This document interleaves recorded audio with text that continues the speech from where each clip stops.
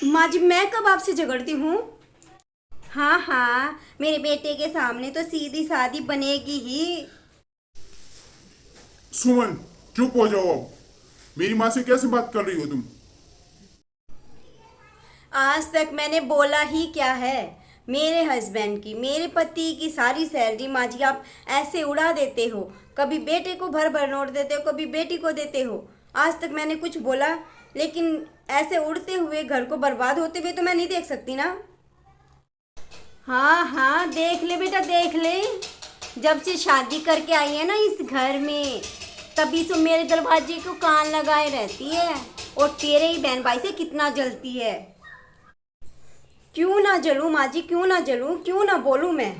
इनका कोई अपना कोई बैंक थोड़ी है कि आप लुटाते रहो और ये देते रहें, आप लुटाते रहो। अरे अब इनकी शादी भी हो गई है, आज नहीं कल बच्चे भी होंगे, इनकी फैमिली भी होगी, खर्चे भी बढ़ेंगे। तो ये किसके सामने हाथ फैलाएंगे?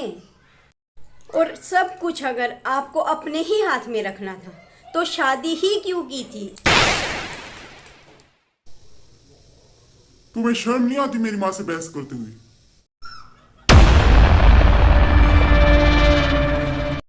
देखा बेटा, इसी को कहते हैं औरत का तिरिया चरित्र। मैं तो तेरी बहू को सीधी सादी लड़की समझती थी, पर ये तो। बस भी करो माँ। वो कैसी है मुझे पता है।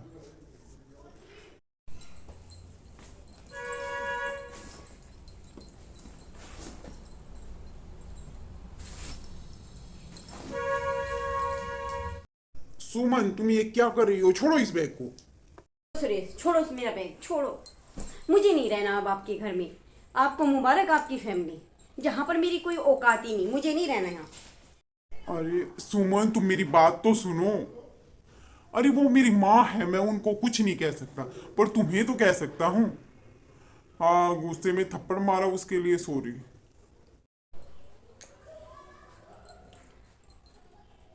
तुम्हें क्या लगता है सुरेश, मैं तुम्हारी माँ से नफरत करती हूँ? ये तुम्हारे बहन भाई से मुझे कोई प्रॉब्लम है?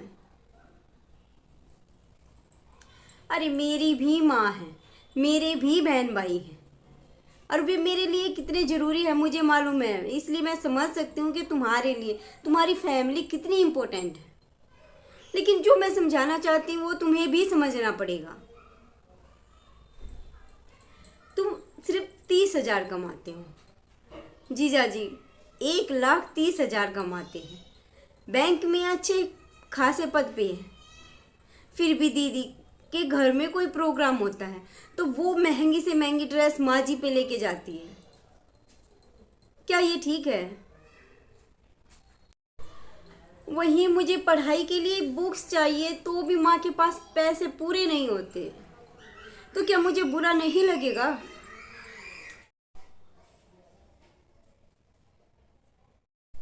तुम्हारा छोटा भाई 25,000 कमाता है महीने के, तुमसे सिर्फ 5,000 कम। फिर भी अपना पूरा खर्चा आपकी सैलरी से निकालता है और अपनी पूरी सैलरी जमा रखता है, ताकि शादी के बाद।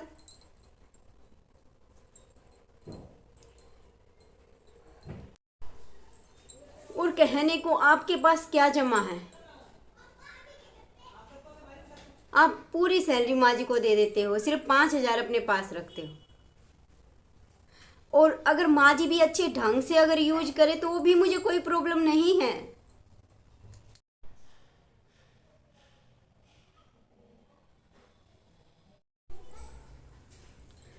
सुरेश, अगर आज कोई प्रॉब्लम आ जाती है तो ना तो कुछ पैसे आपके पास जमा है और ना कुछ पैसे मेरे पास जमा है। थोड़े से पैसे के लिए भी हमें किसी से लेने पड़ेंगे। मैं अपनी तरफ से आपको समझा चुकी हूँ, इससे ज़्यादा मैं कुछ नहीं कर सकती। समझना ना समझना आपका काम है।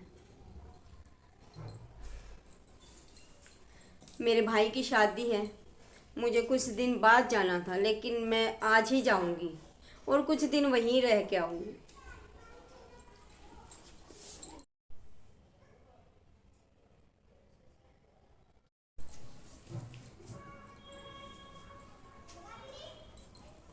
सुरेश, मेरी बातों पर गौर करना। ऐसा ना हो कि हाथ ही मलते रह जाओ और कुछ भी हाथ में ना बचे।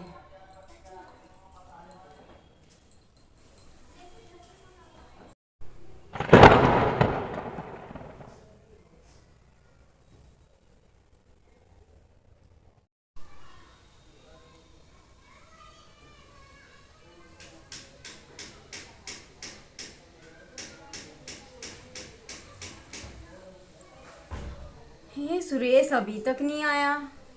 टाइम तो हो गया आने का उसका।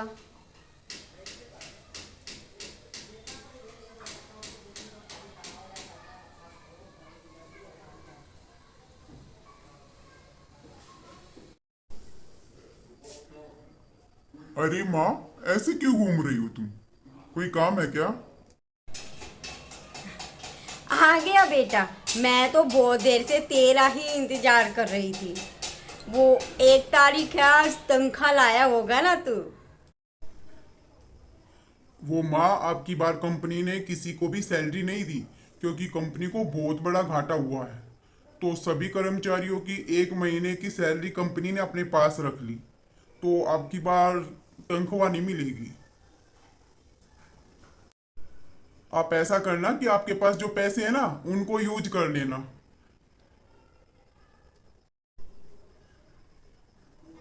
अरे, इतना क्या सोचने लगी माँ? हर महीने में 20,000 रुपए देता हूँ तो कुछ तो बचा के रखती ही होगे ना। तो उनको यूज कर लो। बाकी ऊपर का तो सामान मैं लेके ही आता हूँ घर का। अरे ना बेटा ना, कोई चिंता नहीं, मैं आप संभाल लूंगी।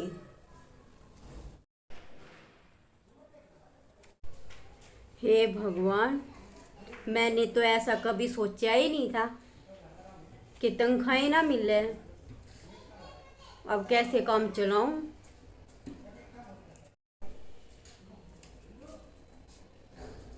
पूरे महीने का खर्चा कैसे चलाऊंगी? हाँ।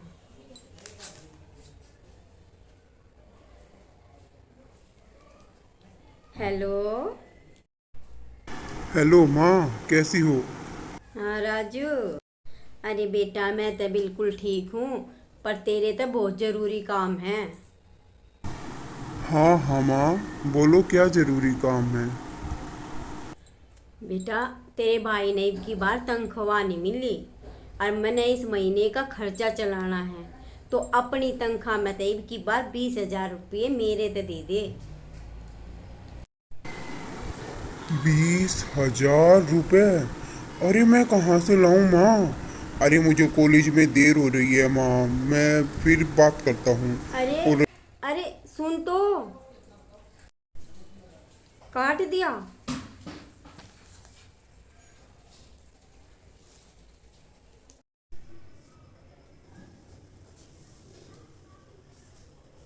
अरे माँ, किस सोच में बैठी हो? अरे बेटा सुरेश,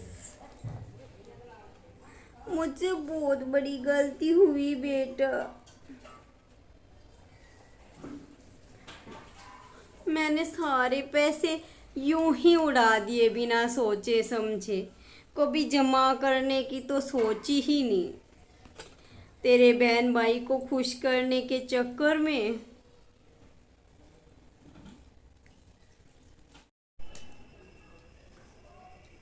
माँ, सुमन का भी यही कहना था। वो कुछ गलत नहीं कह रही थी, पर तुमने और मैंने उसकी बात नहीं समझी और उसके ही सिर पे चढ़ गए। वो भी तो यही चाहती थी कि कुछ पैसे हमें जमा करके रखने चाहिए, ताकि कोरोना जैसे हालात दोबारा कभी हो तो हम 2 रोटी घर बैठ के खा सकें। वही तो समझाना चाहती थी वो। सुरेश, बेटा बहू को घर ले आ। सारी जिम्मेवारी उसको देकर मैं तो फ्री हो जाऊंगी। मैंने पहले ही फोन कर दिया था सुबह। वो आती ही होगी, क्योंकि काफी देर पहले निकल चुकी है वो घर से। लगता है वही आई होगी।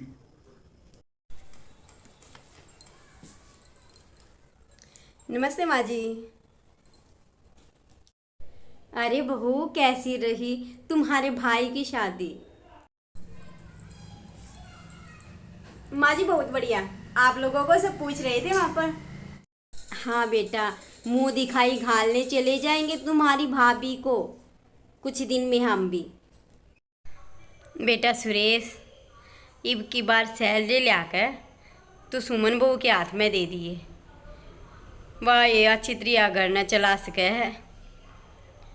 मैंने तो समझदारी दिखाई नहीं। अरे इस तरह हाथ में दे के मैं भी फ्री हो जाऊंगी सारी जिम्मेवारियां तो। अरे माँ जी, सैलरी आपके पास हो या मेरे पास, कोई फ़र्क नहीं पड़ता। बस खर्चा सोच समझ के हो, बस वही सही रहता है। ठीक है माँ, आप जिम्मेवारी मिसेस सुमन शर्मा की ही होगी और हम माँ बेटा फ्री। ओके सासू माँ, जैसी आपकी इच्छा।